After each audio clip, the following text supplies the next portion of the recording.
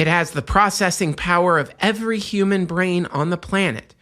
And Dr. Trueheart allowed me one question for it. Here is the question I asked the robot called Clancy. Is there a God? That's what you would ask? So yes, that's my question to you. Is there a God? My answer would be that's what you asked. That's what you chose? That's what you would choose? Yes. What do you think would be a better question?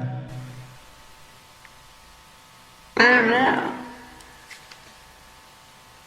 The tea. There you go.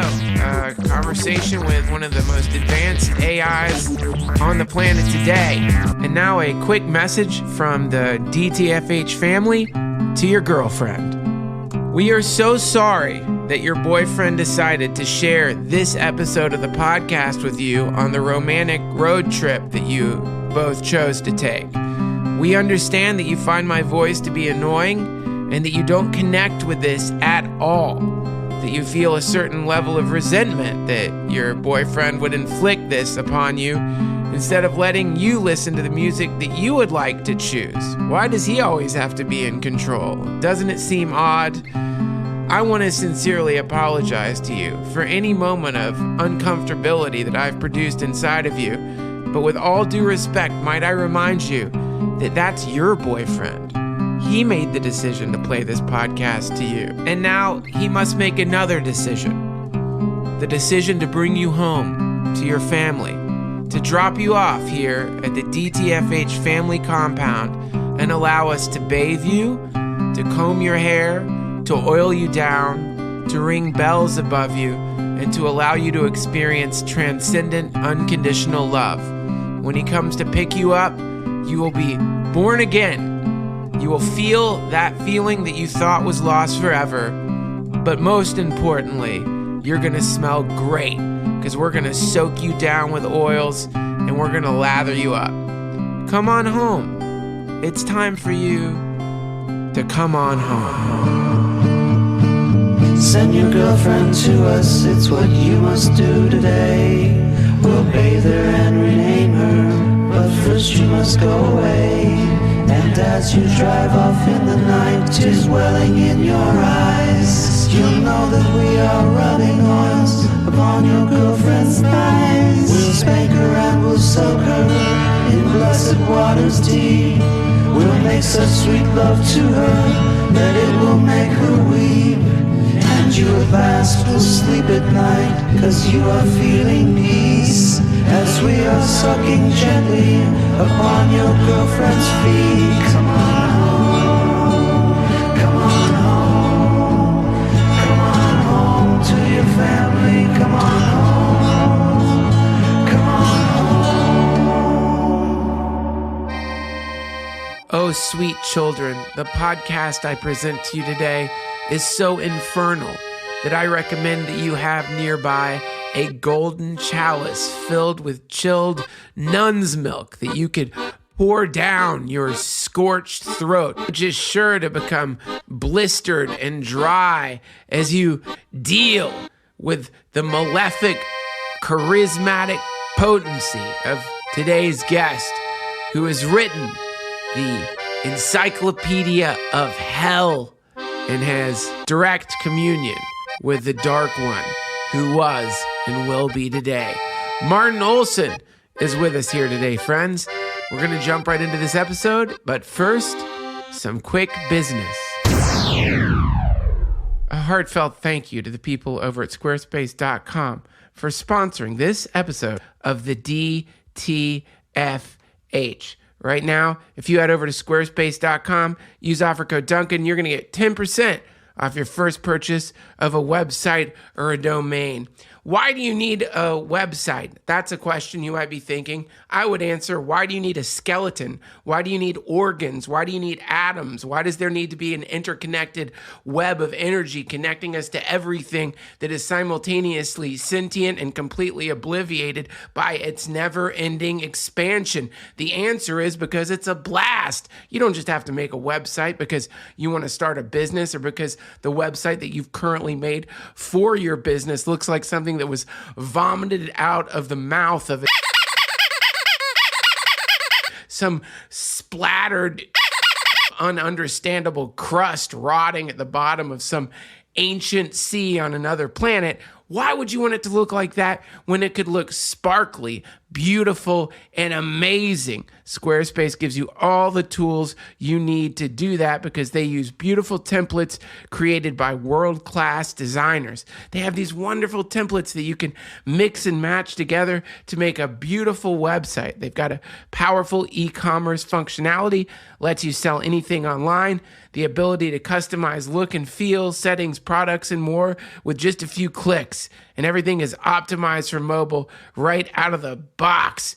They've got 24/7 award-winning customer support. I've tested the customer support like testing gold. And let me tell you, I've been chewed upon by the foul dogs of bad customer support services from other companies. I've had my psychological carcass tap danced on by the stinking feet of some of the monsters who work in customer service in other corporations, but dealing with Squarespace is like standing in front of a demigod and breathing in his mystical exhalations. You'll love it if you need it. It's being used by creative consultants, wedding professionals, museums, performing artists, undertakers, real estate brokers, clairvoyants, Ouija board designers, people who have spilled blood on the altar of truth, jewelry designers, wellness coaches, studios, spas, athletes, crows. And I use a Squarespace website. Go check out DuncanTrussell.com. That was made using Squarespace. Remember, all you got to do is go to squarespace.com. And when you're ready to launch, use offer code Duncan to get 10% off your first order of a website or a domain. Much thanks to those of you who have been subscribing over at patreon.com/DTFH. If you're annoyed or sickened by my intros and you just want to hear the conversations, all you got to do is go over to patreon.com, sign up, and you will have commercial-free episodes of the DTFH. Also, you'll have early access because I upload them as soon as I'm done with the conversation. For example, there's a Mark Duplass episode just sitting there that's going to sit there until May because I can't release it until then. But if you sign up, you can listen to it now. There's also weird rants and rambles, songs that I made in the depths of Lunesta High using my modular synthesizers and channeling ancient forces, as well as long rants that aren't attached to any conversation at all. It's a great way for you to support the DTFH. All you got to do is go to patreon.com/DTFH and subscribe. Also, if you use the Amazon link, which is located in the bottom of any of these episodes, all you got to do is scroll down. Go to DuncanTrussell.com, click on the episode, scroll down. You'll see a suggested items from Amazon, things that I like. And if you click on that, not only if you buy those items, but anything you buy, they'll give us a small percentage of, and it will cost you nothing. We have a shop located at DuncanTrussell.com with some t-shirts and posters and stickers. And holy Lord in heaven, do I have some amazing news to announce to you guys soon. Not to torment you, but it's coming real soon. Finally, a big thank you to Adam Fortner, who was kind enough to create the song you heard earlier, To Your Girlfriend. Come on home. All right, let's get this show on the road. Today's guest is a New York Times best-selling author, songwriter, and poet. He has recently published a satirical book called The Encyclopedia of Hell. You can check Martin Olson out by going over to martin-olson.com. But now, please, everyone, raise your eyes not to the sky, but to the sky beneath us, the fiery sky of sulfur and screams that surrounds all those sinners who walked down the wrong path right into the gnashing teeth of Lucifer himself.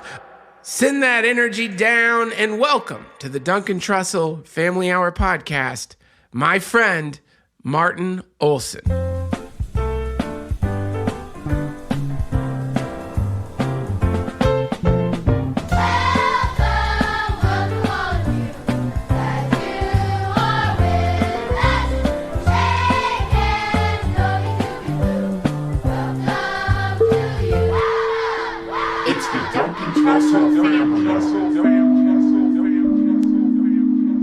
Martin, thank you so much for coming on the show, man. Thanks for having me here. You just returned from a pretty intense. Yeah, one of my best friends, he passed away. It was very intense. We were back east. How long was he going through cancer for? He had liver cancer, so there were a lot of toxins hitting his brain, so he wasn't quite... I didn't see him when I went back. He had died when I came back, and he didn't recognize Bobcat or his wife. But in terms of the diagnosis, how long did he know? Like, how much time did he have between diagnosis and... Short amount of time. I don't know the details. Short. Sudden. So it was unexpected. It was just an unexpected... I thought he had months, I guess the easy way to say it. I thought he had a month or months, and he had like days. Well, tell me about him. What was he like? Like a... what do you call those things? Russian dolls? Yeah. So he was like a series of shells with this magnificent, super bright light inside. Excuse me. And he was able to channel the mundane into the profound all the time. And vice versa.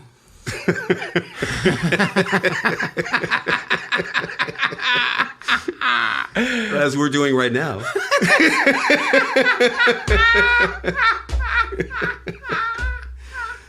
And he was like my dearest fucking pal. That's all. You know what? Where'd you meet him? When's the first time you met him? I was kind of a spy.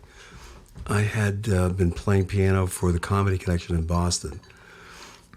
And was trying to write for comedians for the Gong shows. There were no comedy clubs before that. What year was this? 1977, 78, 79. So I heard that somebody else is starting a comedy club in Cambridge. We were in Boston.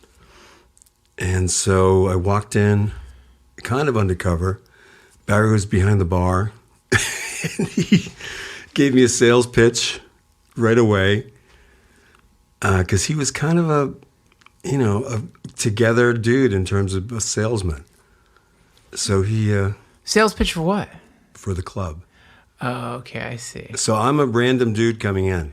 Gotcha. He's got it down. Maybe he's practicing on me.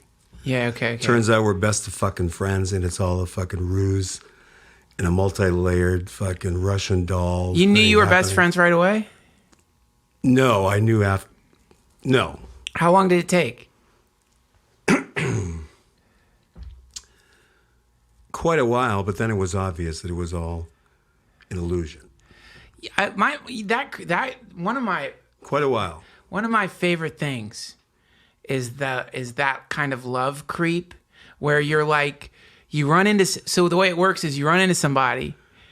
And I haven't thought this thought before. Oh, it's so cool. You run into somebody and you'll have a brief flickering interaction with them. Yeah. You know what I mean? There's like a little a thing happens. Yeah. And then you'll forget about the person. But it's the way you forget about them is different from the way you forget about the trillions of other people that you forget about throughout the day. Huh. You don't forget about them in the same way. In fact, you haven't forgotten about them at all. They're sitting in your mind, spinning like the rainbow wheel and on your Mac. They're spinning there, but you're imagining you've forgotten them, but you haven't. Okay. And so they've impacted you in some weird way that you don't even understand. Okay. And then you run into them again. And then again, and then you realize like, wait, we're caught in each other's gravitational field and we're being pulled together. Let me ask you a question about this. This is the big question for me. Do we create meaning? Do we back engineer in meaning? You're asking me that? Mm-hmm. Man. Using the example you just gave. Well, okay, so... you know what I'm saying? Yeah, I mean, that's one of those questions where to answer is to just be a dunce. Because the problem is it's all happening at the same time, so we have to break it down linearly in fucking time. Yeah. So it's anyone's, depending on the I can't think of the word, of the way that we can manipulate words so that we could see who. Do you know the Book of John? No, I don't. Is that the fucking Revelations? No, it's the Book of John. It's like in the Gospels, there's Matthew, Mark, Luke, and John. Oh, I don't know it. So Matthew, Mark, Luke are considered the synoptic Gospels, which means I think it means they're similar. There's similar events, whereas John is just this like more psychedelic, trippy gospel. Didn't he also do the last one? What's the last book of the New Testament? Revelations. I don't know if it's the same John. I mean, it's a pretty common, boring fucking name. John. Was that really his name, by the way? Like, it doesn't sound very Hebrew, like John. What the fuck was his name? It couldn't have been John. Were people in the desert really named John? How annoying. Okay. John has always struck me, no offense to any Johns out there, but it's so close to Jan that it's like... Okay. It just always seemed it's only because it's like this sound of like the thing you do when you're bored, and to name your child after the sound of the universal sound of boredom has always seemed odd to me. That being said, I can never look at my friend John anymore without thinking that. Listen, plenty of Johns have proven that this John Carpenter. Come on. John fucking Carpenter. Fucking John Law, one of the founders of the Cacophony Society. John, so many, whoever the fuck John was that was in the Bible, it's like, so it's just like the parents are to blame because the parents are like, oh, John. We'll just fuck this. It's like, oh, baby, John. So the book of John, starts off, it's very beautiful because it says, in the beginning was the Word. And I've always loved that because it's like this, it's this idea. Really? Yeah, in the beginning was the Word. That's the best. Yeah, it's the best. It's the best. So it's like, what is the Word? So it's like sort of this idea of like the universe speaks itself out. Yeah, right. That had to be the beginning to speak. Yeah, it's so, and whatever that first vibration. Yeah, whatever that first vibration was, or the thing was, or what. Well, the idea was I am, right? Well, yeah. I mean, that's one of the enigmatic. That's pretty much all you have. I am. That's all you're armed with. That's it. That's your total shit. Thank God. I mean, because what else do you need? It's like everybody else wants. Everything expands out from that, and then has to go back into it. Everything else is glitter. It's like. That's right. I love glitter though. It's fucking great. I mean, it gets everywhere, and it's like, but that moment that you're talking about, I do love it. It's like that moment when, if you're lucky and you're walking, and then suddenly you're like, this is happening. Yeah. And that's it. Yeah, right. You know what I mean? It's not, you're not adding on anything to that. It's just like, well, this is happening. And then you're in that moment. I really love that moment so much. That's a great... Do you have the same problem I have, though? It's hard for me to stay in that moment. Oh, God, yeah. You don't stay in that moment. Fuck no. Stay in that moment and watch out. Because if you stay in that moment, then people are going to start shaving their heads around you. That's it. That's exactly it. That's a diagram of what happens. Wow. Stay in that moment too long, man. People are going to start shaving their heads around you. They're going to start singing and dancing. And, this is like in Jesus Christ Superstar, which I love. Yeah, there's like that great, the song, I don't remember which one it is. It goes, what? No, it goes, Jesus has like been told to shut up. And his response is, why waste your breath moaning at the crowds? Why waste your breath moaning at the crowds? Yeah. Keep going. Nothing can be done to stop the shouting. Really? Keep going. God, it goes, if something like, if all of us were quiet, the rocks and stones themselves would start to sing. Whoa! That's killer! Yeah. That's in that fucking musical? Yeah. So if That's beautiful. If you get into the predicament that you become not the representative of that space, but become that space, but your skin at the same time. If you find yourself in that predicament, then what will happen is the ripples around you are going to start taking on a formation that looks like people celebrating all the time around you.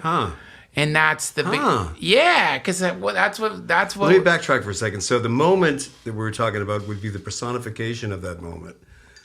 Yeah. So that is the problem, because that's like not a real thing. It becomes a caricature, like a guy on the beach. Oh, the character. Yeah, no. Caricature. It's always going to, if you run into the personification of the present moment, God help you. Well, that's what we're doing. That's what everybody does every fucking day, dude. So the personification of the universe is what we're doing. Yes. Yes. Yes. And this is Bhakti. This is the idea of like, well, it's the, lowering the filters to begin to assimilate that information. What's Bhakti mean? So, like, Bhakti's the yoga of love. So, Bhakti's the Sounds good. Bhakti's the concept that Bhakti. Yeah, Bhakti. Yeah. Bhakti.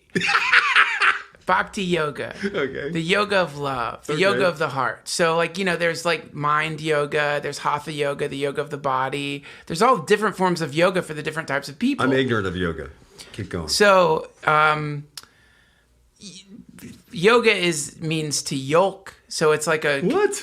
Yeah, yoga is like it's to connect. It's like a connection. It's like a. What word did you just use? Yolk, like when you're putting the yolk. Yolk, not yolk, like a yolk. Yolk. I said yolk, not yolk. Mixture of yolk and yolk. And yolk. It's like when you fucking break an egg on a cow's back. Martin, have you ever broken an egg on a cow's back? It's in my mind right now. It's a fetish of mine. I pay lots of money for those videos.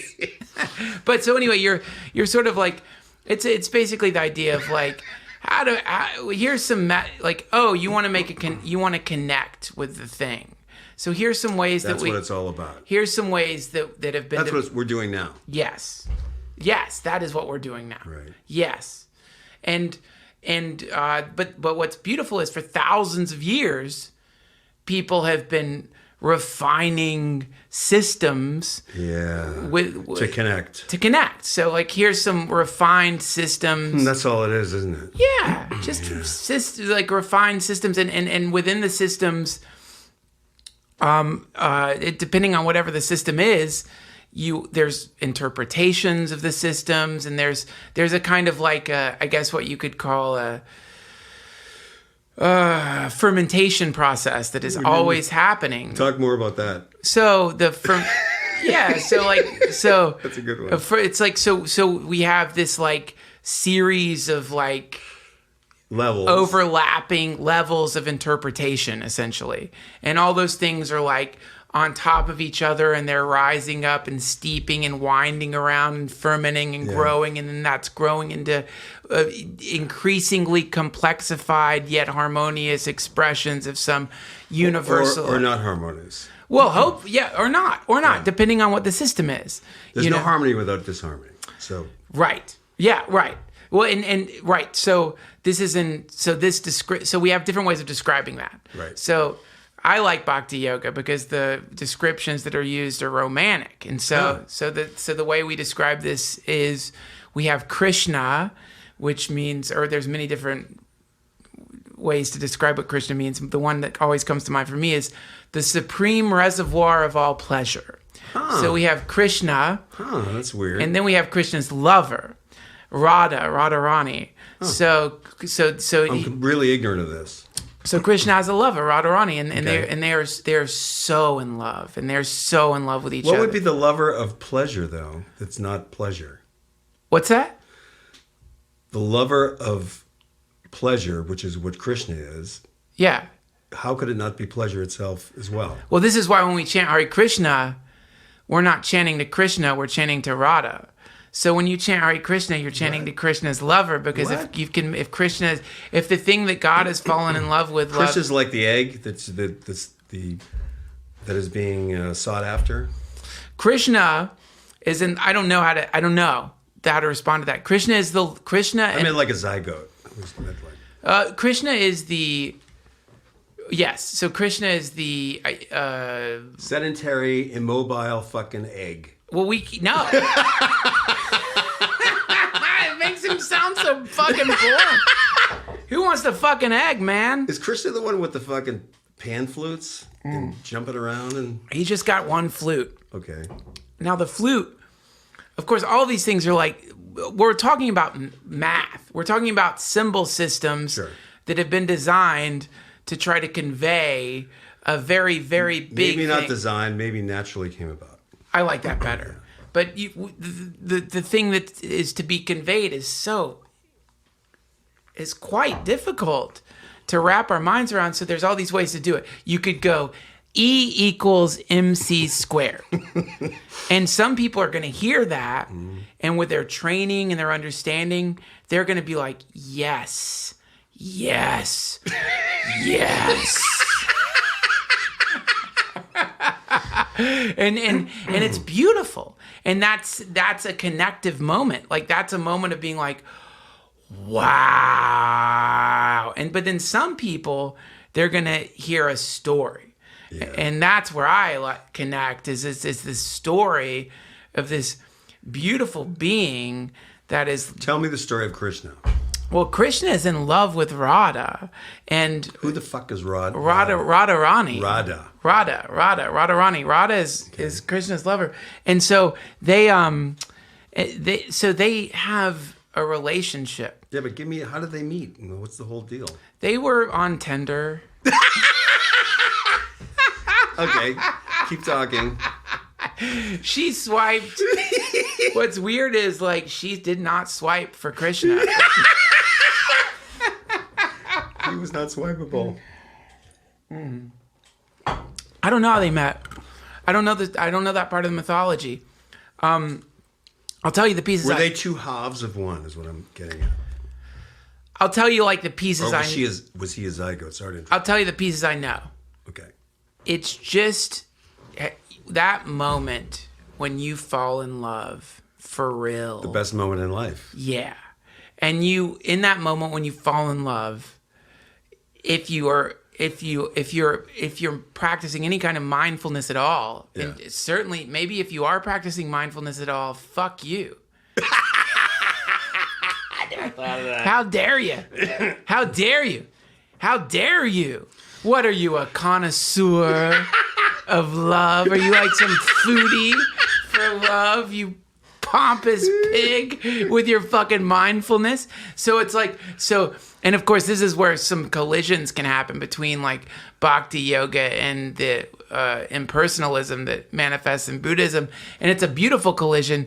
But in the deepest throes of love with a lover, you suddenly will recognize that your identity no longer is your identity, and that your lover's identity is no longer your lover's identity, but it appears that you have somehow become some kind of universal, never-ending romantic companionship that seems to be transcendental or... All my love experiences were exactly like that. It was, the lover was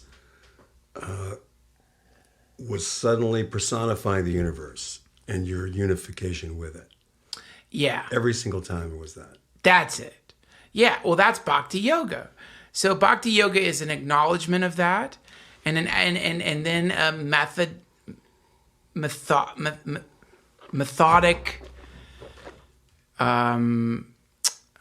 analysis of that phenomena. What do you make of the analysis in religion? This is religion we're talking about, right? No, religion I think has to come after. I think so. The religion would come after. So religion has to come after. Okay. Religion must come after. Because it's like we have we fall in love. Yeah. And then we make the rules. we fall in love, and then there's and then let's do this and this, and these are the things that we do now. And that's what I call you, and here's your name, and what you call me, and here's how we touch it. But the primordial, essential nature precedes religion, which is one of my favorite verses in the Bhagavad Gita, which is, he who is attached to the flowery words of the scriptures is like a person who drinks water from a well when it flows everywhere. That's great. Yeah. Wow. Yeah. Say that again. He who is attached to the flowery words of the scriptures is like a person who drinks water from a well when it flows everywhere. That's great. Yeah. So we're talking about a kind of primacy, and then the interpretation of it, which is a joy, because it's like, oh man, did you get to experience it in time? Yeah. Right. And part of the joy of experiencing it in time is the articulation of the awestruck moment. You get to what do you call it? You get to fractal into it. Yes, you get to fractal into it, and and that's where it gets really fun. Is it's like we say we are fractaling into it. As though we are an individual fractaling into it. And that's the game that we're playing, when probably the reality is that it is fractalizing out of us. And yet, as part of the way that we're experiencing it is that we take on these identities and we're like, yes, I'm fractaling into it. I am the discoverer. I am making the discovery. I am the cartographer. I am making the maps. I am the one making... And you know what? You're bringing up something I'm so interested in, which is role playing. So, for example, just to wipe clean the entire thing we just were talking about. The idea of like a priest or a person, whatever the opposite of a priest is, or a therapist and a patient, or what is the opposite of a priest? Some word that I love that has a Y in it, but I can't think of the name of it. Yogi? No. Yeah. Subservient fucking dude. So. Cuck. Yes. So I just mean about role playing, because then you could just switch it, and obviously the person who is in one role could easily be the other one. It's just because they've determined these values to be the roles to be predetermined. Yes. So, and that's one of the main interests I'm having right now in terms of story writing. Because I'm sort of realizing the process as I start the story of what's the roles happening, and then it's always the fun of reversing the roles, and also the main nature of the joke is always the reversal anyway. Talk about that. It has something to do with the creation of the universe. Yes. Because the ultimate joke would be what? What's the first joke? What's the shape of the first joke? And that would be a good thing to say, the shape of the first joke. Yeah. It would be a reversal. Probably something to do with... Oh, I was thinking it'd be a rubber chicken head. See, now you're getting right to it. That would be so sad. I pray that's not the shape of the first joke. Why did rubber chicken heads even become part of comedy? How did that happen? Oh, it was joke shops. Joke shops were fucking primal territory for humor. What's a joke shop? A joke shop, when I was a little kid, there was Jack Horner's joke shop, downtown Boston. So I'd go in there and they would have jokes that you'd buy. Wow. And they'd have magic tricks, the egg cup that you'd buy. Wow. And have the egg bag. There were a lot of egg things. It was pretty primal. Wow. And I remember the first time a woman ever came on to me or said anything sexual to me was in a joke shop. What'd she say? She was like a middle-aged woman, and I don't know anything. I'm like fucking 9, or I'm 12. And I was looking at the jokes, and then I went to her and I said, "Do you have the time?" And she said, "After work, I get off at so-and-so."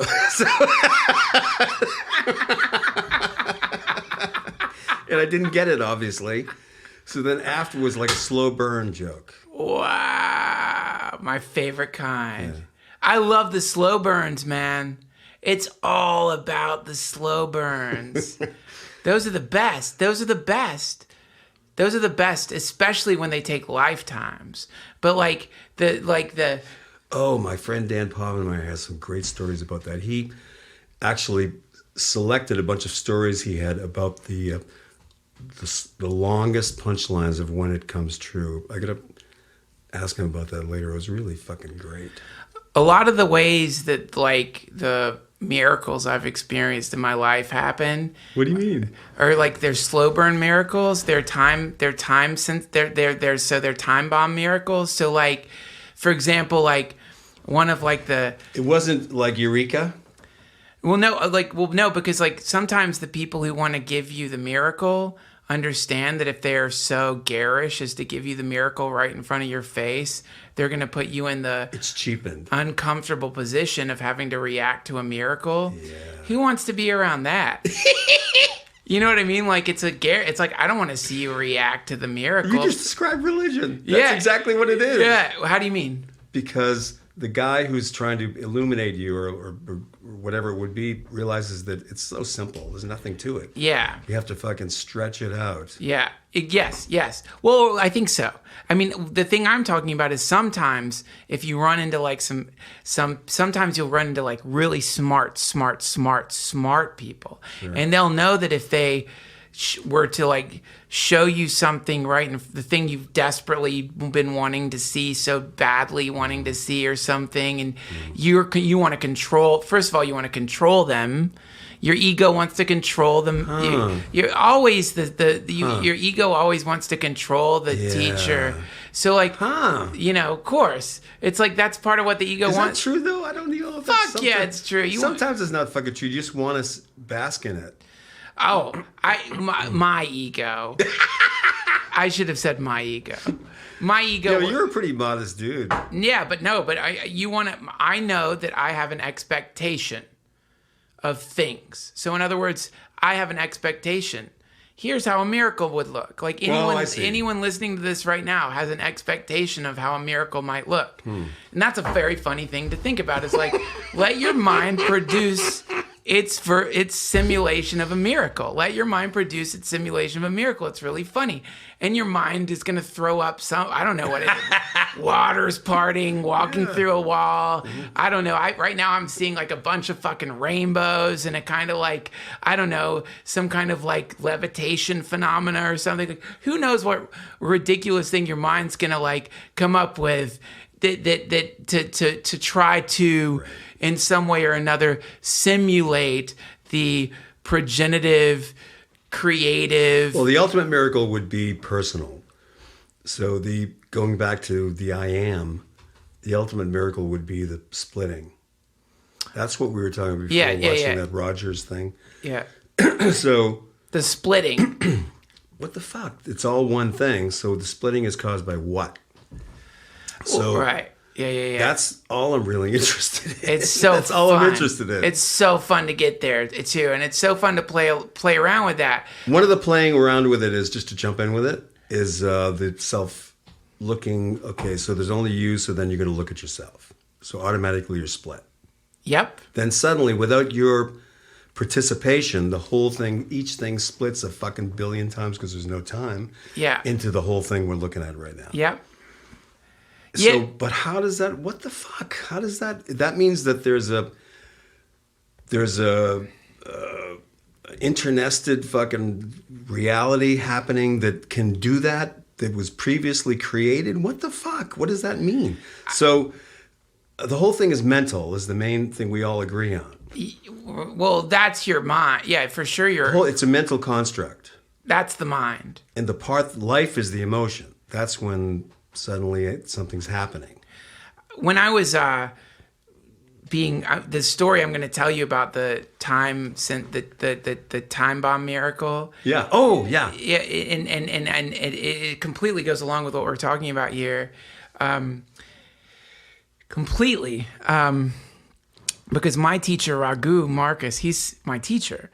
And so he's so funny because like when he called me yesterday, what's funny about him is he'll always call inevitably right before there's something I'm desperately trying to avoid doing or in a really critical moment. He always calls right before. You're implying a psychic connection, right? Oh, for sure. Okay. But he won't admit that. If he was listening now, you could be back engineering meaning into the whole thing.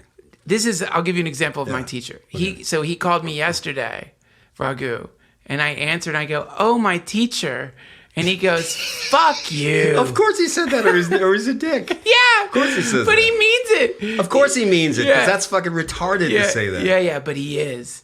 And it's not retarded, and it's real. And it's an ancient pattern, and it's real. And Martin, I see you cringing. I cringe. I see you cringing. But we had this argument. Oh, I love with this. With Aaron and with Penn. This is our big disagreement. Yeah. And we're going to hit it. Yeah. And I love it. My favorite, I had someone on recently who I disagreed with, and it was a real great moment of relief, I think, for him when he realized how much I love the disagreement.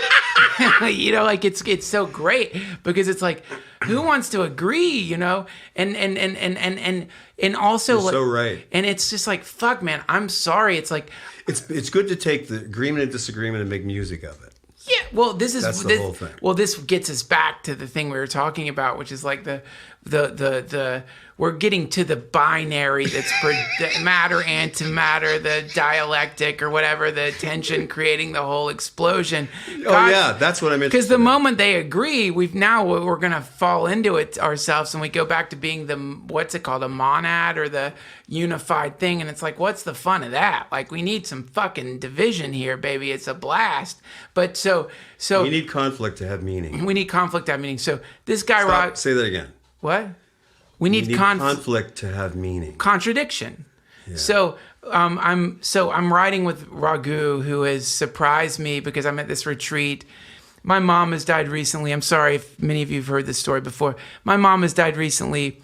I am fucking devastated. Sure. Like, I'm depressed. I'm wrecked. Yeah. I'm just in all those places that you go to. Were you able to be there when she died? No. So that was the pain.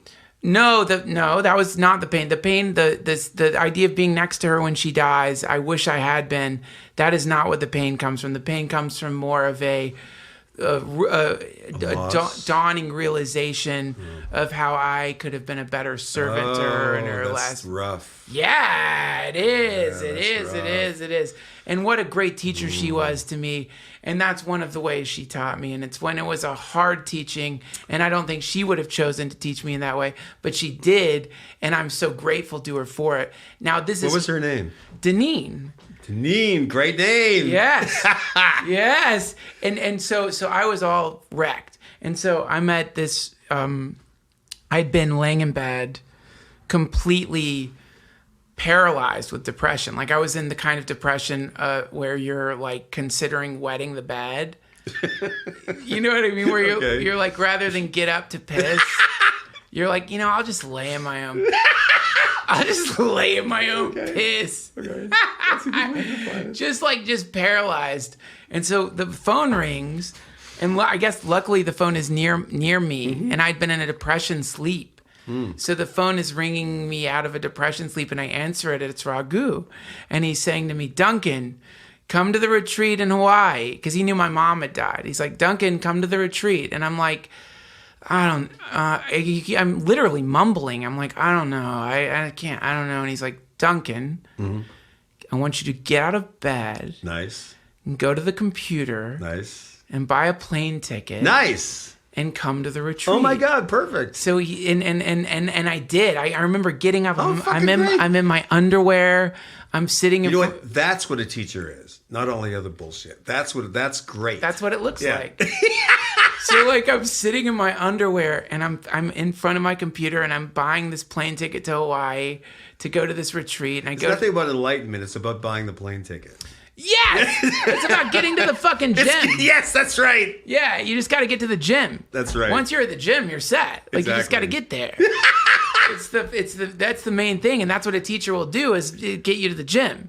That's all they can do. So the long and short of it is, when you're talking about this mind stuff, where your mind starts contemplating, like, where did it come from, and what before that, and then where was the thing, and then so when that Penn was making fun of us for doing it. Yes. But it's it's very. And he was right. It's very make funnable. But by the way, it's like make fun of me for playing Overwatch. Make fun of me for playing Hearthstone. Make fun of me for whatever you want to make fun of. Like make fun of me for whatever, that throwing salt over my shoulder, whatever. It's a blast to contemplate. Sure. But so I'm riding. So at this retreat, when I got to hang, where I got to meet Ram Dass at his house. Great. Raghu, they were doing. There's some tour happening where they're going around Hawaii to spiritual parts of Hawaii, and it's like, really, I'm just not interested. But Raghu came up to me. He's like, "Hey, don't go with them today. We're gonna go somewhere today." And so I'm riding in the car with Raghu, and he's like, "We're gonna go to Ram Dass's house now, and to say that I want you to meet Ram Dass." And so now that's when, like, for me, that's the floor. That's like the floor is dropped. Sure. There's no more floor. Gotcha. You're like, now, like, what the fuck is happening now?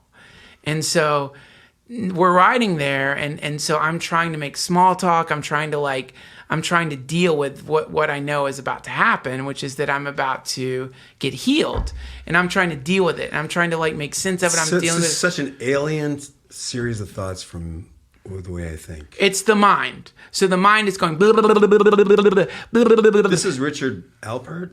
This is Richard Alpert. So the series of thoughts is so alien to anything that I think it's hard for me to understand.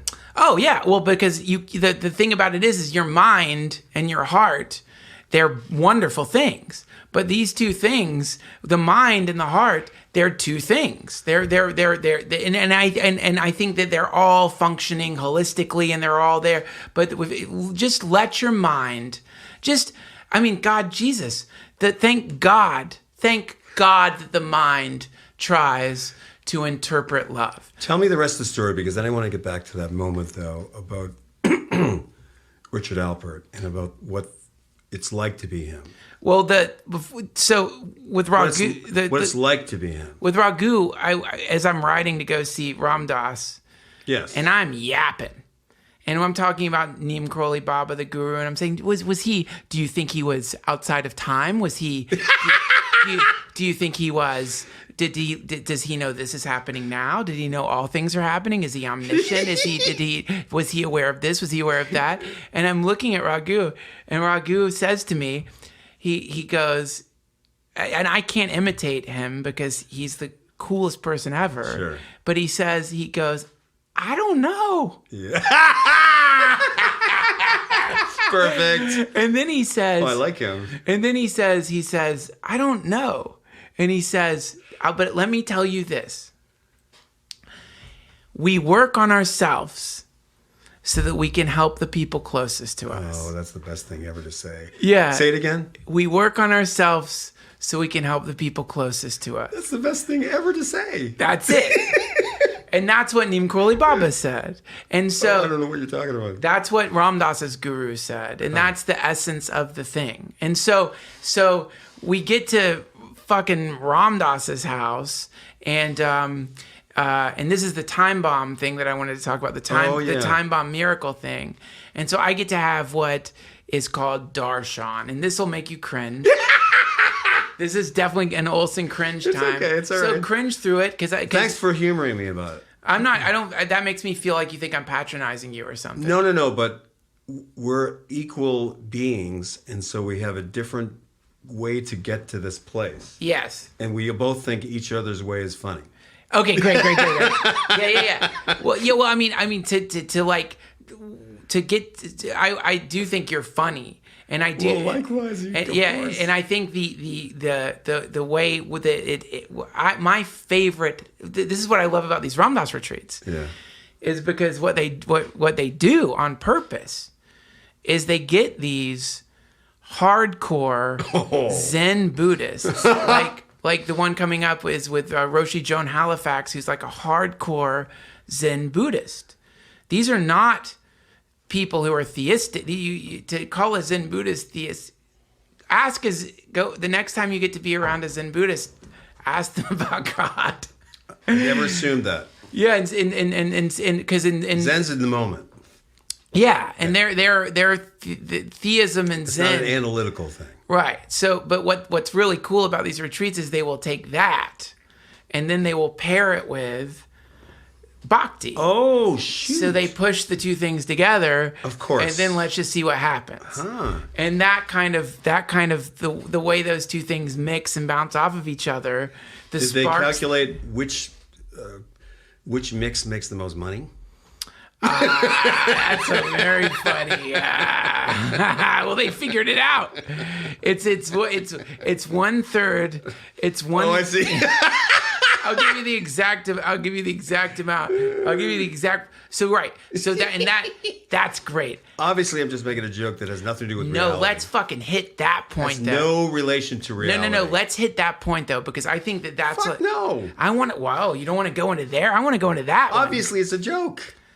Well, no, but I think I think it's more just a joke. Yeah. Okay, but I think to get into I'm being sincere with you about that. Many people. In other words, of course, the reality of trying to find oneness with everything and get back to the core is the only thing that matters. But it's funny. How do we make money off of it? Yes, one of the it's things funny about making money off. That's what's super funny. So me and my friend Emil have had this conversation many times, which is anybody named Emil I love. Oh, you would love Emil so much. But me and Emil have had this conversation many times. One of the things we like to talk about, and I don't think we've acted it out. What? But one of the things we like to talk about is Alan Watts negotiating a speaking fee. That's the greatest bit ever. Oh my God. While he's drinking. Yeah. Hammered Alan Watts trying to getting pissed. He's like, you know what I make, and you offer me $3,500. Do I get a percentage of the bar tab? So all you got to do is back engineer that to Buddha. You know? Well, no, right. So so the way we back engineer it is, instead of trying to ignore it or trying to like treat it like some kind of like molesting uncle or something, you know what I mean? Instead of like trying to like pretend it's not there, it's much better to pull it completely into the light. Yeah. And look at it. And so the way it's described, this is the marketplace. Huh. And it's like when you go to work creating your art, you get paid, man. Yeah. You get paid, and I get paid, and people get paid. We make money. This is called the marketplace. So we're in the marketplace, and we make money. It's crazy. I don't understand it. Well, it's how it works right now, and not just the way things are. The way things are right now is that people do certain patterns of movement, or basically people put certain types of energy out into the world, and that energy gets converted right now into digital numbers, and that number is called currency, and that currency is what we call money. And I don't remember who called it. Maybe it was Bill Hicks or someone called it freedom tickets. And so then what ends up happening is like we begin to have this sort of reservoir of potential energy that is all imaginary, that we can then use to buy houses. All imaginary? Well, I mean, in the sense that it's like it exists in a kind of liminal. Oh, you know what I mean? Yeah. You know, when potential. When the meteor hits, the stock market means nothing. You know, paper currency means nothing. It's a thing that's existing within an agreed upon game that's very complex that humans are playing, but it's real. And so on one level of reality, this is happening. And on one level of reality, what is happening is that there is an exchange that is being symbolized with money, and there's no fucking way around it right now. It is. Now you can as much as you want, be as altruistic as you want. You can give all your money, you can give it all away. And let me give you a recommendation, Martin. And this is the whole reason Who should I give had my money to? Me. Okay. The reason I had you over here is because I want to talk to you about Martin. I want to talk to you about planting seeds of faith in the garden of your heart. And I tell you, if you plant right now, Martin, if you Venmo me $30,000, I promise. All right. So one of the comedy shapes is cheapening of the profound, right? That's one of the funniest fucking Absolutely, things. yeah, sure. And the reversal, too. Yeah. Making profound the cheap. Yeah. Blasphemy. Yeah, well, blasphemy is what? Well, I think if we're going to... Blasphemy is a political thing. I think many people would consider making the profound cheap to be a form of blasphemy. I think there's many people who... Oh, of course. You know what I mean? There's many people who, if we play around with that kind of alchemy, one of the great results of that one of the reactions that happens in the laboratory of that kind of alchemy is offense. And so people are like, oh, how dare you? How dare you? And you break down offense, and offense is basically just conflict, which is what we need. Absolutely. Or it's resistance, isn't it? It must be resistance. Explain that better. So if I'm offended, I'm resisting something. Totally. So it's like, in one of the things with, so with the Ram Dass people in particular, and Raghu in particular, as a comedian, one of the many things that I have done throughout the years of knowing them is I have tried in many ways to offend them. I have said the most offensive things to them that I can. You have not, you fucking dick. Oh. You have not. Are you kidding? I'll say it now. I could say it now. Let me hear it. Oh, you guys are living the glory days. This is what I'd say. I was like, oh, please. You guys were like high as a kite. You ran into. What was your motivation for taking this tact? If I can offend them, it's not real. Please explain better. This is really interesting. If I can offend them, if Raghu or Ram Dass or any of them call me a blasphemer. They'll never do that, you fucking nut. No, man. I could tell though. If you know what I'm saying. What I'm saying is, what do you mean? Explain better. If I can offend these people, you can't offend people who don't have a. If you're supposedly a teacher of oneness, that's all we're talking about. A teacher of how to fucking not to get back to merge. There's no way you could be offended. But if you can be, then you're not a teacher, and I got to get the fuck out of there. Oh, so of course that's your point. So I didn't understand. My point is testing the thing. I see. Because my feeling was. I stand corrected. Now I get you. That's what I was doing. My feeling with them was, if I offend these people, if I offend them. Because you're a fucking rebel, dude. Well, I don't know, but my feeling was, if there's a sense around these people that there's forbidden zones. Your comedy is so fucking fuck you. Thank you, Martin. It's for real. So it's like the Andy Kaufman type thing. That's just like a big fucking genre, you know? My sense with them was, though, if there is going to be a place here that is the forbidden zone, you know what I mean? For real forbidden zone, then they're fake. Yeah, then we have a problem, and which is okay. Because, by the way, I don't think any of them necessarily, if you were to go to any of them and say, hey man, you're fake. I don't think they'd say, yo, I am fake, and let's analyze how I am fake. They would be like, I think they would be like, yeah, on one level for sure. Of course they would. For sure. Sure. The story of Ram Dass in the porn theater, right? I don't know what you're talking about. So, Ram Dass is gay, and so... I don't know anything about this. So Richard I didn't know he's gay. I don't know anything about it. Be Here Now. You know the book Be Here Now? Maybe. Hippie Bible. Oh, shit. I don't think I know anything about it. Oh, shit. Okay. I'm a fucking dummy. Richard Alpert falls in with Timothy Leary at Harvard. They're doing shit tons of acid. I know all about that. They become Harvard apostates. They become I know all about this. They become infamous. Leary...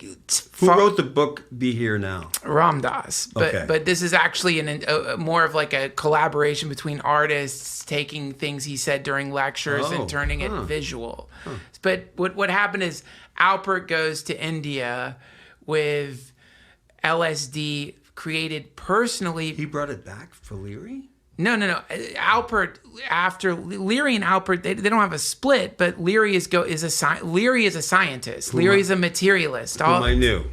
Who you knew.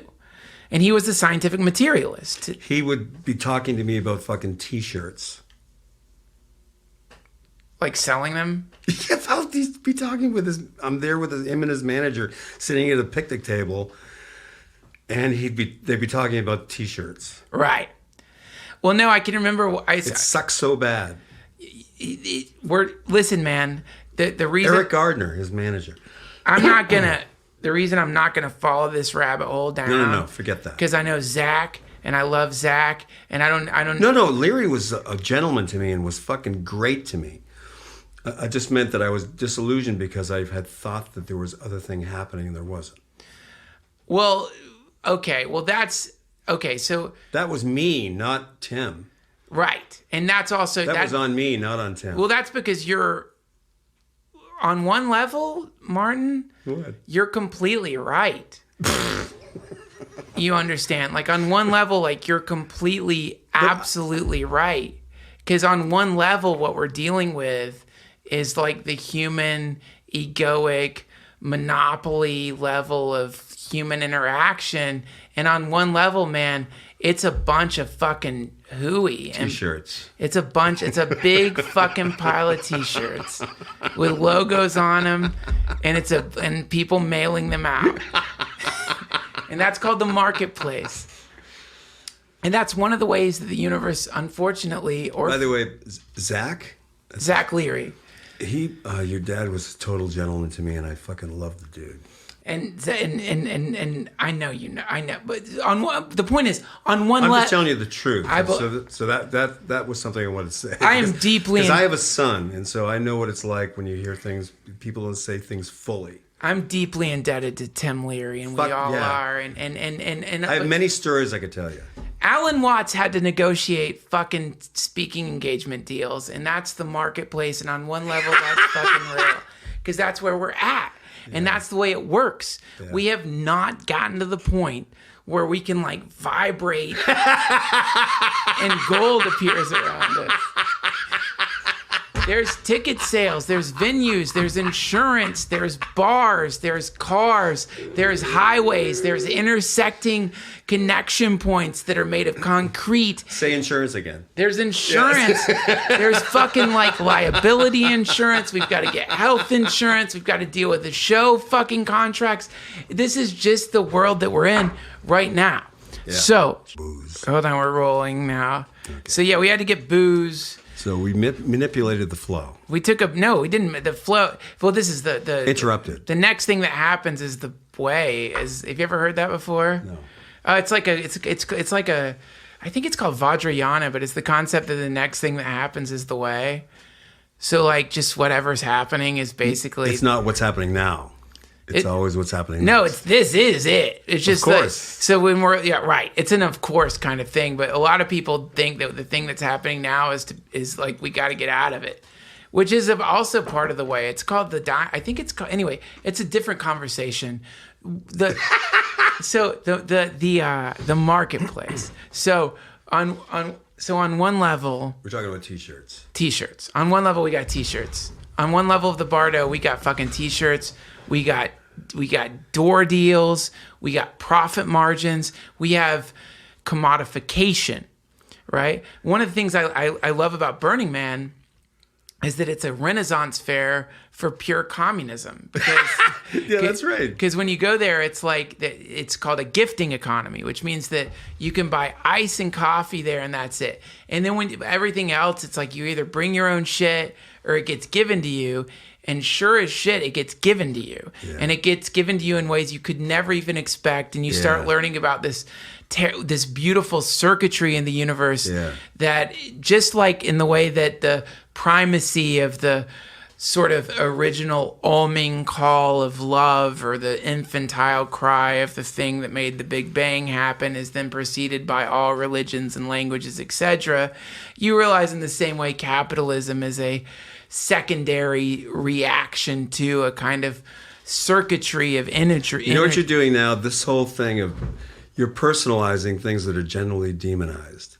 And that's what beauty is. That's what we want to do. Yeah. We want to personalize things that are demonized. Well, and make it so that there's no fucking demon, dude. It's all us. So the whole thing is all fake. Well, let's personalize the demon. I mean, the thing is like with these poor demons. You want to talk about real fucking bigotry. What do you mean? I'm saying like if like we lived in a world where demons walked the earth. Yeah, which we do. Well, no, I'm saying like, but if like I'm talking about the symbolic demon. Okay, sure. Horns, tales, All right. mischievous, trickster creatures. Yeah. The That would be kind of cool. It's a now we've got a real problem here because, like, did they get to vote?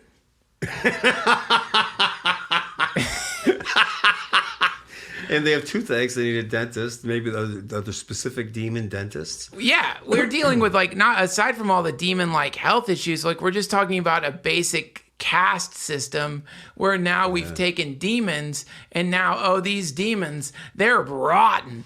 These fucking exorcists, man, they're going around driving demons out of people in the same way that fucking, like, the Trump boy is driving, like, tenants out of his fucking housing projects.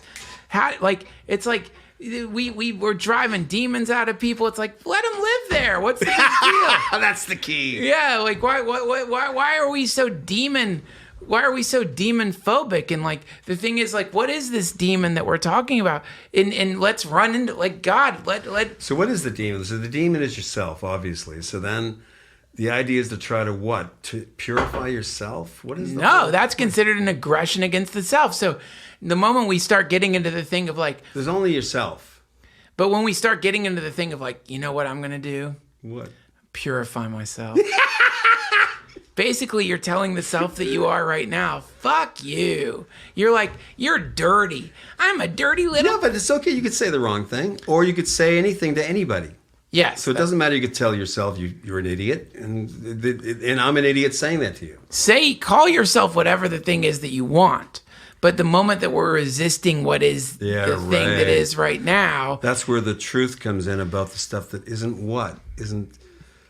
worked through. Help me with this. Well, I just think it's the resistance is... What causes the resistance? What we're... I don't... It'd be something that's not worked through. I have to, like, go from the full outside on this one. Right. So, like, I have to start with a premise. Yeah. That let's argue about. Gotcha. Gotcha. So let's... So I'm going to start with a premise. Okay. Everything's perfect. Ah. So that very premise, of course, would be wrong. Well, let me ask you this. Would it be perfectly wrong? There you go. And it's infinitely subtle. Yeah. But if it's... Because the thing is, like, if we find a thing that's wrong, like, tell me something that's wrong. Like, we're just I don't mean, like... Just tell me a thing that's just basically wrong. I don't exist. Okay. So that would be the ultimate. Okay, so you don't exist. Fuck, of course you exist. So that would be the number one. Okay, so I mean the statement I don't exist is wrong. Okay. Now, is that perfectly wrong? Yes, it is. Okay. It's fucking perfect. So now you were dealing with perfection again. Yeah. So now we're in this problem because it's like the thing is, like, even we have perfect wrong. So the challenge actually would be to find the imperfection. Because now if let's find some imperfection, let's find some imperfect imperfection. And the more we analyze the imperfection, all that we're going to find is perfect imperfection. Yeah, that's one of my favorite topics, by the way. It is. It is? Yeah, because that's where comedy comes from. From what? From perfect imperfection. Yeah. It's the juxtaposition. Yeah. So, and it's all a game, and it's all just sort of thoughts that fuck with each other. So it's called the Leela. Have you heard that term? No. That's one of the terms is Leela. Tell me about it. It's the play of God.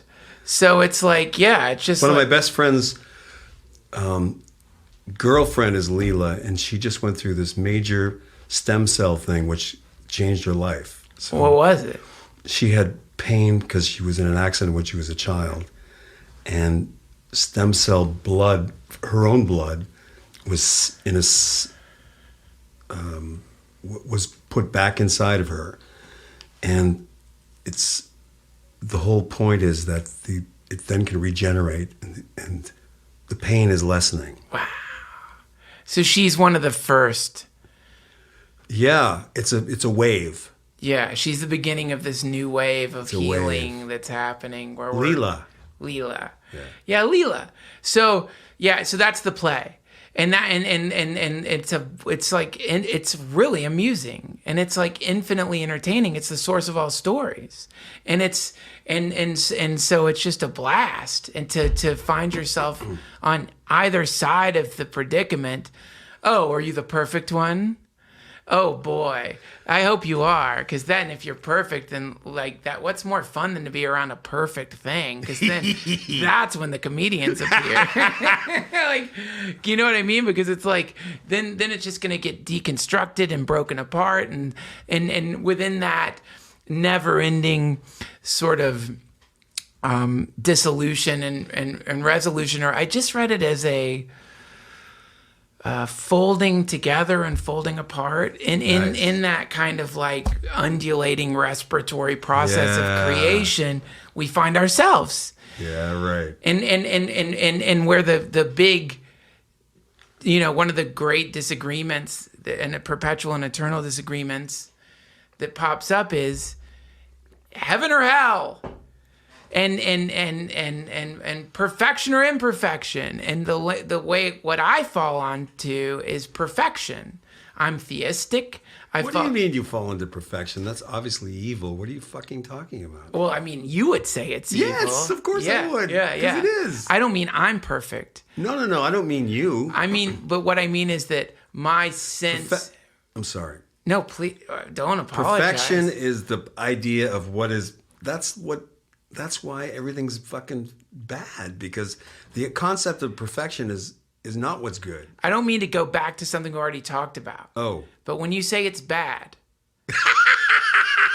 is it perfectly bad? Perfectly bad. You got to deal with it, man. You got to totally deal with it. So that's the problem, is like we got to deal with it. What I said was retarded. Well, and it was perfectly retarded. And so that's what we run into here.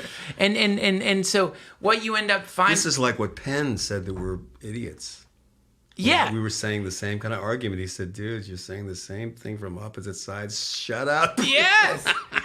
And there's always inevitably someone will say that. We were having too much fun. Rightfully. No, we're having fun. To us, not to him. But I've been sitting around many a fire, and I've looked and I've been in the midst of like a deep psychedelic influence conversation with someone who I feel like, my God, we've become the primordial pillars of the universe, slamming against each other. And I've looked over, and the look on people's faces is like, get me the fuck out of here. They would like it if an accidental nuclear bomb. I've experienced that so many times. Anything other than to listen to these idiots. That's what Penn was feeling. Yes. The poor guy. No. And he was so soulful and nice but hard-edged in stopping us. Thank God. Yeah. For them. That was good. Thank God for them. And because within that dynamic is the Leela. Within the dynamic is the game, and within the dynamic is the beautiful sort of way the thing bounces and like is solidified and then and liquefied and solidified and liquefied. And one could say in this solidification and liquefaction process, we're dealing with absolute absurdity and what could be defined as a kind of inescapable fundamental hell state. One could say that within this there is only meaninglessness, and we are dealing with a. You know what? There's no way we could go there, though. Once you're past a certain point, you can't go back. So, unless you go have mental illness and you are unable to go back. So, once you've encompassed that, and you can, okay, we're gonna freeze right in this divisive moment. That divisive moment is funny. Yeah. So there's no way you can go back to thinking that it's not funny. Well, right. I mean, we're now what is a chain? It's a chain reaction of some sort happening, and it's like it's just looking down. How do you say that? Looking down? Well, it's like a perspective from above. Well, I mean, yeah, and then great, now we're above. Who's looking down on us?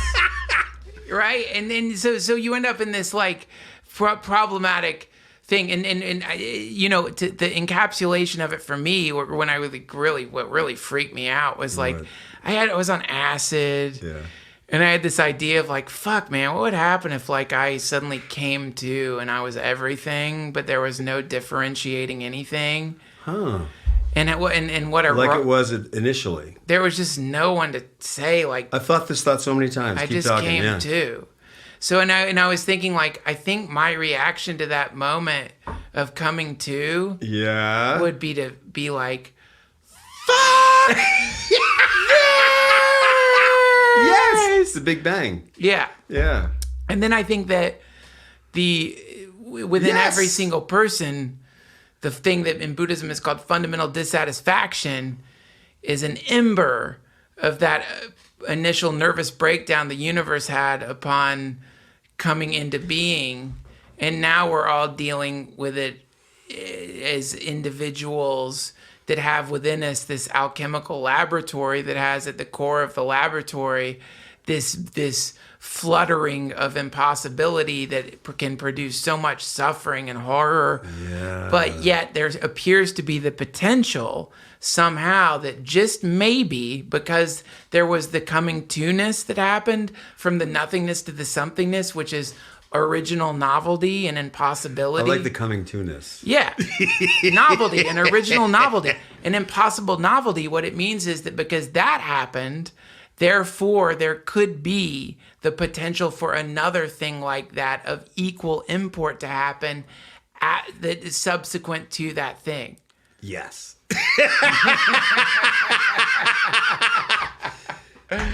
Yeah. The distillation of this down is to sympathy with all things. And Yes. so the idea of all of these viewpoints and so on, which is fucking... Luckily, we're in comedy. Yeah, thank Luckily, God. what the hell? Yeah, thank God. So this... Something that's kind of... It's got to be an ultimate thing where comedy is just two things, juxtaposition and self-awareness. Yes. So the whole nature of this conversation is amplified because we work in that field. Yes, that's right. You know, and we love each other's work. Yes, that's right.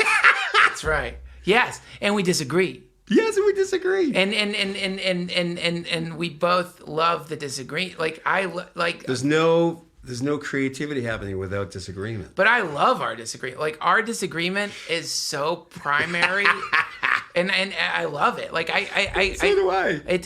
I would, in fact, if at some point we began to agree, It would suck. I would be so bummed. Yeah. It would be a sad moment. And so I can remember this wonderful moment with like sitting with Ram Dass and this day I was telling you about. Tell me about my cringing right now. What? Tell me about my cringing right now. Well, so the cringing thing, I'll tell you about this day that happened where I got taken to this guy's house, Albert's house, Ram Dass's house, this teacher, this amazing person. And so I'm sitting at the dinner table with this guy who I have, and this is not fair to him to do, but a person I have placed him in a very special nook, and Sure. And he wouldn't. I mean, That's why I said the cringing thing earlier. I was referring to this anecdote. he does. This is not his problem. Sure. It's my problem. Yeah. So, but I'm sitting around the table with this Roshi Joan Halifax, who's this like Zen Buddhist, The greatest name ever. and she's been friends with Albert from before. She was friends with Ram Dass when he was Albert, and they have a fundamental disagreement, Which is? that Ram Dass is theistic. He believes in the guru. He believes in God. He believes in Guru isn't theistic. What the fuck? Oh, please, Come on. Okay. This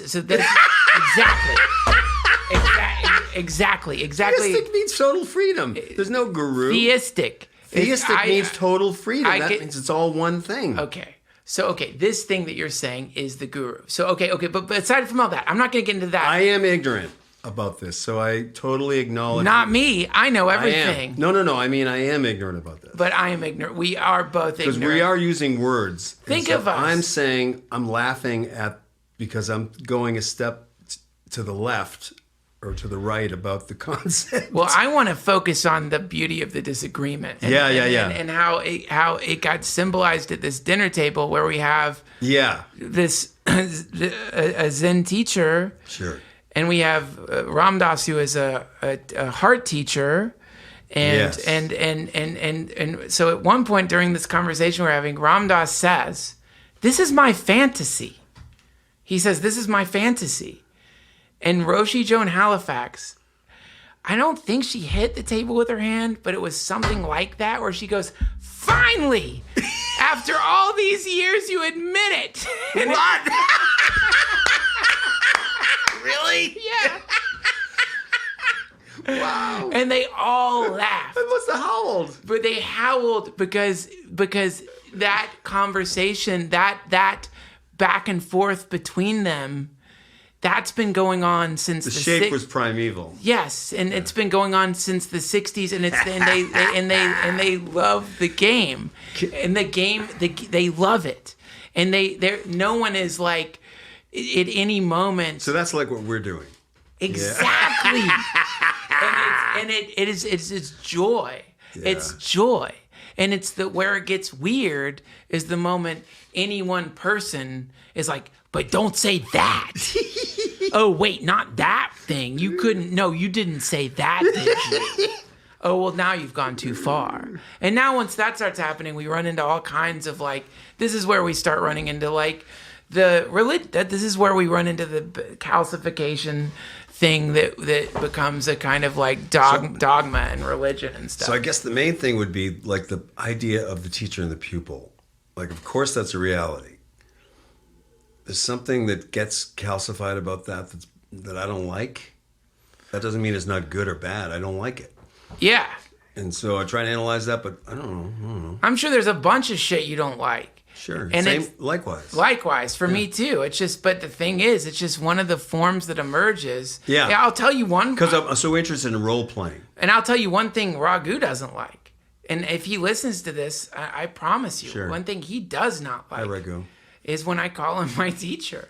I love the guy right away. I fucking love him. He doesn't like it. I love him. He doesn't like it. Fuck that. And I do it. And I'll keep doing it. You're a fucking jerk. Why do you do that, dude? Because it's funny. Because it is funny. And it is funny. And it's basically funny. And it's real. And I don't care. And he can Tell me about it being real. Because he's role playing. Oh. Dude. I mean, he's role playing? Yes. Who else? I want you to tell me who isn't role playing. That's what I mean. Well, yeah. So there's nobody there. It's just a structure that you've imposed upon it. Well, yeah, I know, but I mean, you saying that Raghu is role playing is a lot like telling me water's wet.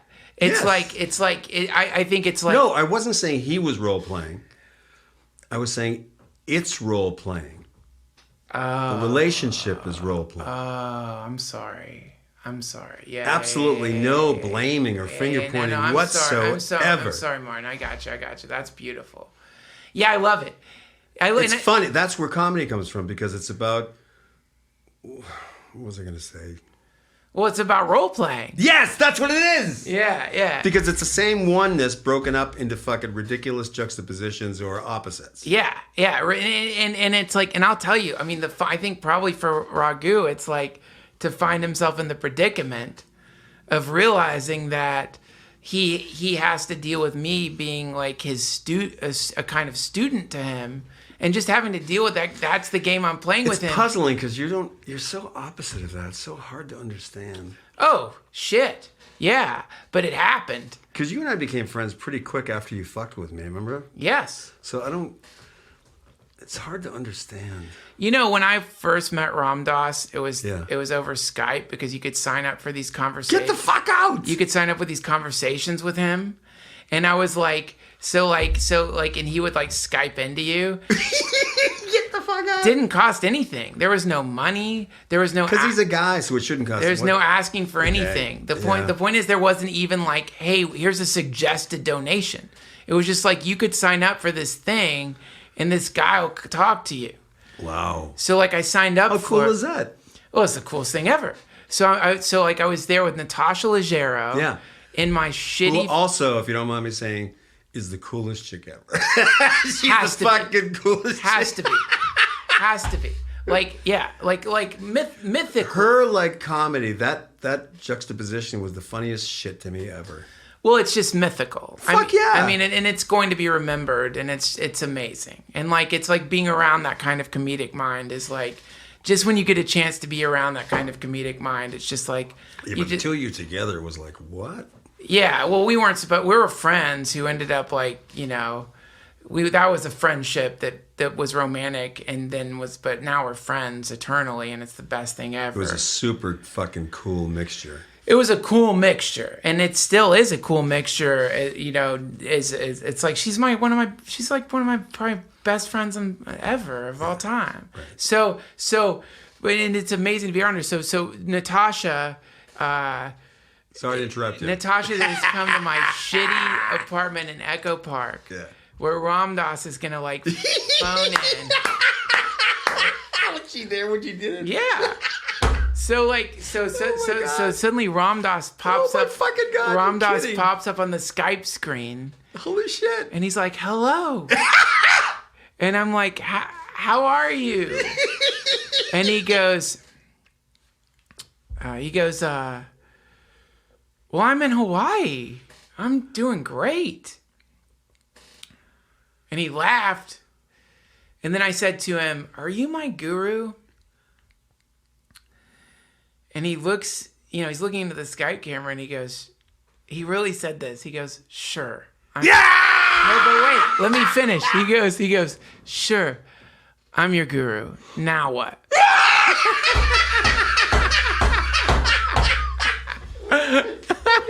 That's the ultimate moment.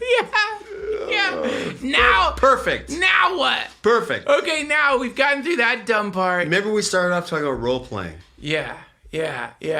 It's so beautiful. That's great. Yeah, it was so beautiful, and it was such a like sweet moment, and it was such a great way for him to diffuse this like heavy thing that I was doing. And so to like, I think a good way to like kind of wrap the podcast up is to like tell you about this the miracle time bomb thing. Oh yeah. So like the cool thing that happened at this cringe inducing moment for Martin Olson at Ramdas's house is that so Ramdas like I'm like wheelchairs up to me in his living room, and I'm all heartbroken because my mom died. Yeah. And he's looking at me, and he's smiling because he's cultivated this thing that he loves, and he's beaming at me, and I'm looking at him, and of course I start crying, and I say to him, "I wish my mom was here, because she loved you." And he gets this big smile, and he goes, "She is here." Right? And so perfect. Yeah. So, you know, when we've lost someone, you know, and when we've lost someone. Oh, how sweet of him to say that. That was the perfect thing to say. Yeah. And so we have this conversation, and the conversation is a really great conversation about getting out of your head and going into your heart. And it's real simple. Sure. And basically what he says to me is, you should move from your head into your heart.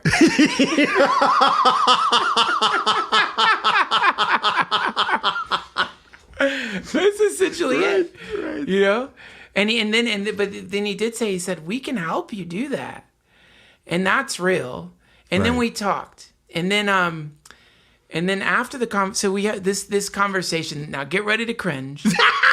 We call this darshan is the name for it. It's the word for it is it's a meaningful, formal encounter with a being that's been doing a lifetime of work on themselves in a certain way and is playing the role, you could say. Sure, that's more. So I'm sorry to be cynical about everything except for playing the role. All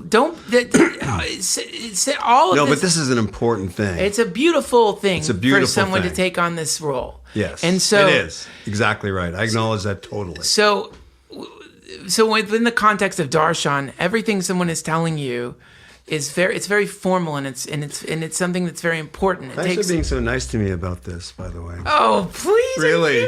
It's not about diet. Are you kidding? You are It means kidding. a lot to me. I'm not kidding at all. Not even fucking Okay, kidding. well, listen. This is it's my favorite thing, and I Yeah. love you, and I love this, and I all the contradictions. And I love you too. paradoxes and Likewise. and embarrassments within Yes, it. I acknowledge, exactly.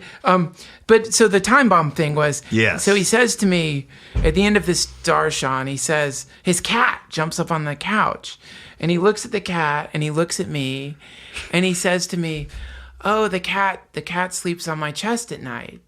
And I was like, whatever. I didn't say that to him. Oh, I thought you did. But I'm just kind of like, all right. Okay. Yeah. Yeah, I guess the cat sleeps on your chest at night.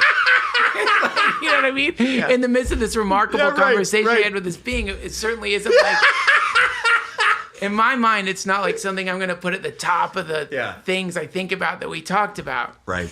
So I'm telling my brother about this encounter with Ram Dass, and I'm telling him every detail. Of course. And of course, as I'm telling him the detail, I say, and Jeff, and then he said the cat like sleeps on his chest at night. And my brother, there's this pause. There's this long pause. And my brother goes, "You don't remember, do you?" What? Tell me. Yeah. And I say, what do you mean? And he's like, "Well, that's what Mom used to say about her cat. Like she would say how Bill the cat slept on her chest." Get at the night. fuck out. Yeah. Holy shit. But that time bomb happened probably a week after the encounter with Ram Dass. Oh my God. So had he in the moment done some weird, cheesy, clairvoyant thing and been like, "No, actually your mom is actually here with you right now," thing, it wouldn't have meant a goddamn thing. That's the most beautiful thing ever, dude. Time bomb. Yeah. And I love that story. I love that story. and we call that grace. Yeah, right. Because it's graceful. Because it's like it really isn't about doing some magic trick in that moment. It's that and it wouldn't have really meant anything. It's time and space showing respect for something. Yeah. And that's Which is our goal. We all wish we could be that way. We're so disrespectful, dude. We're comedians, so it's a big fucking horrible thing that we're so disrespectful. We have to find that middle ground where we find the sympathy with all things and the opposite of what we do. Yeah. Well, this was great. Thanks for inviting me. Thank you, Martin. Hare Krishna. Hare Krishna. Thanks for listening, everybody. That was Martin Olson. All the links you need to connect to Martin are going to be over at duncantrussell.com. Big thanks to Squarespace for sponsoring this episode. Much thank yous, many thank yous to the flock of crows that's been circling my house, whispering the secrets of the universe down into my windows. I want to thank the God of light and, of course, full respect to the base god. We'll see you next time, my sweet friends. And